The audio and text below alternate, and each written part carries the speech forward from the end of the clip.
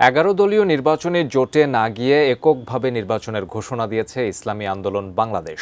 16 জানুয়ারি কেন্দ্রীয় কার্যালয়ে আয়োজিত এক সংবাদ সম্মেলনে এমন ঘোষণা দেয় দলটি। পাশাপাশি জামায়াতে ইসলামী সম্পর্কে বেশ কিছু অভিযোগ তুলেছে ইসলামী আন্দোলন।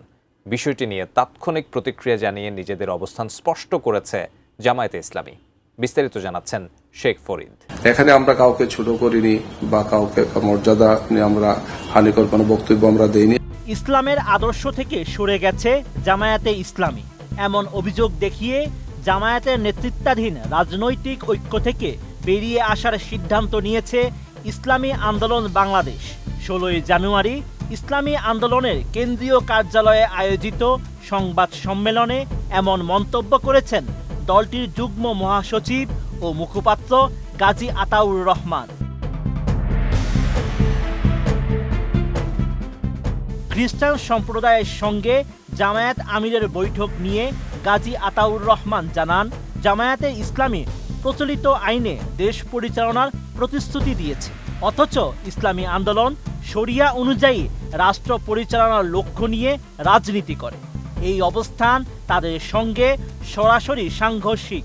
জনাব ডাক্তার শফিকুর রহমান তিনি স্পষ্ট করে বলেছেন যে তারা ক্ষমতায় গেলে প্রচলিত আইন অনুযায়ী রাষ্ট্র পরিচালনা করবেন, এবং তিনি যে খ্রিস্টান সম্প্রদায়ের প্রতিনিধির সঙ্গে কথা বলছিলেন, সেই খ্রিস্টান সম্প্রদায়ের একজন সম্মানিত নারী তিনি স্পষ্ট করে বলেছেন যে আমরা আশ্বস্ত হয়েছি যে জামাতের আমির শরিয়া আইন প্রতিষ্ঠা করবেন না, এই ওয়াদা তিনি করেছেন, এই জন্য আমরা আশ্বস্ত হয়েছি। নতুন বাংলাদেশ গড়তে এলো জুলফিকার স্টিল। জুলফিকার স্টিল, ইস্পাত দৃঢ় অঙ্গীকার। এছাড়া তিনি আরও জানান, বিএনপি চেয়ারম্যান তারেক রহমানের সঙ্গে জাতীয় সরকার গঠনের কথা বললেন জামায়াতের আমির। এর অর্থ হলো তারা সমঝোতার নির্বাচনের পথে হাঁটছে। দীর্ঘদিন পর মানুষ একটি প্রতিদ্বন্দ্বিতাপূর্ণ নির্বাচনের আশায় ছিল, কিন্তু সেই প্রত্যাশা পূরণ হবে বলে মনে হচ্ছে না। জামাতে ইসলামীর সম্মানিত আমির ডাক্তার শফিকুর রহমান তিনি বিএনপি প্রধান জনাব তারেক রহমানের সাথে সাক্ষাৎ শেষে তিনি স্পষ্ট করে বলেছেন যে তারা জাতীয় সরকার নির্বাচন পরবর্তী জাতীয় সরকার বিএনপির সঙ্গে জাতীয় সরকার গঠন করবেন, এবং বেগম খালেদা জিয়া যে ঐক্যের পাঠাতন তৈরি করে গেছেন সেই ঐক্যের পাঠাতনে দাঁড়িয়ে আগামী দিনে রাষ্ট্র পরিচালনা করবেন। জোট ভাঙ্গার পেছনে ভোট ব্যাংক নিয়ে জামায়াতের কটাক্ষ গুরুত্বপূর্ণ কারণ বলে উল্লেখ করেন গাজী আতাউর রহমান। জামাতের আমির মোহতারাম তিনি আমাদের আমিরকে বললেন যে এই যে এই একটা প্রথম আলোতে একটা জরিপ এসেছে দেখেন, তাহলে এটার অর্থ কি? এটার অর্থ হলো যে তাকে ইনসাল্ট করা, যে আপনাদের তো কোনো পয়েন্টই নাই, মানে জনমতে আপনাদের কোনো কি নাই, কোনো 1%ও নাই, 0.1, মানে 1%-এর শতভাগের 1 ভাগ।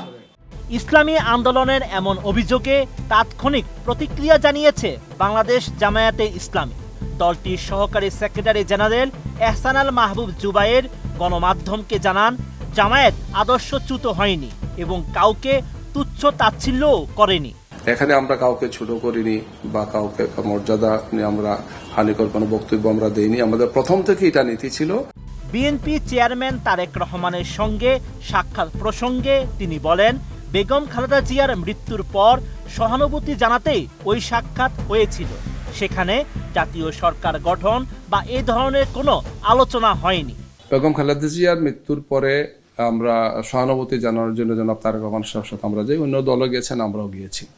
সেখানে দুই নেতার উপস্থিতিতে যে আলোচনাগুলো হয়েছে সেটি খুবই সিম্পল আলোচনা ছিল, সহানুভূতিমূলক আলোচনা ছিল, এবং একটা পর্যায়ে আসছে যে বেগম খালেদা জিয়া বাংলাদেশের রাজনীতিতে যে ঐক্যের প্রক্রিয়া তিনি আরম্ভ করেছেন, যে পাঠাতনটা তিনি তৈরি করেছেন, সেটা যাতে কন্টিনিউ করা হয়, এটা বিফোর ইলেকশন এবং আফটার ইলেকশন, এটাই আলোচনা আছে। এখানে কোনো জাতীয় সরকার বা ইত্যাদি কোনো আলোচনা হয়নি, যেটা আমরা পরবর্তীতে ওনাদের অফিসের সামনে, আমরা প্রেসের সামনে আমির জামাত সেটা বলেছেন। কি জামায়াতের বিরুদ্ধে শরিয়া আইন চালুর অভিযোগ প্রসঙ্গে জামাতের এই নেতা জানান, বিষয়টি বিভ্রান্তিকর উপস্থাপন করা হয়েছে। বিভিন্ন ধর্মীয় ও কূটনৈতিক প্রতিনিধির প্রশ্নের জবাবে দলের আমির স্পষ্ট করে বলেছেন, বাংলাদেশের সংবিধান ও বিদ্যমান আইনি কাঠামোর মধ্যে দেশ পরিচালিত হবে। যে দেশ পরিচালনার জন্য বাংলাদেশের একটা সংবিধান আছে, বিদ্যমান আইনি কাঠামো আছে। দেশ পরিচালনার জন্য এই আইনি দেশ পরিচালনা করা সম্ভব, এই বিষয়টি তাকে ক্লিয়ার করেছেন। এবং এই ধরনের প্রশ্ন বিভিন্ন ডিপ্লোম্যাটরা আমাদেরকে করেন যে আপনারা আপনাদের অবস্থান থেকে যদি সরকার গঠন করেন তাহলে আপনাদের ভূমিকাটা কি হবে। সেহেতু আমি পরবর্তীতে এটা আবার যেহেতু দেখলাম যে বিভিন্ন মিডিয়াতে একটু ভিন্নভাবে এটা আসছে। ইসলামী আন্দোলনের নেতাদের সঙ্গে বৈঠকে অসম্মানজনক আচরণের অভিযোগের বিষয়ে জুবায়ের জানান, সংশ্লিষ্ট নেতার অসুস্থতা ও ভুলে যাওয়ার কারণে বৈঠকটি অনুষ্ঠিত হয়নি। এতে যে কষ্ট হয়েছে সেজন্য দুঃখ প্রকাশ করা হয়েছে। মানুষ হিসেবে এই ধরনের ভুল হতে পারে, এর জন্য তাৎক্ষণিকভাবে তা দুঃখ প্রকাশ করেছে। একে অবজ্ঞা হিসেবে দেখার সুযোগ নেই। Sheikh Farid, ATN news.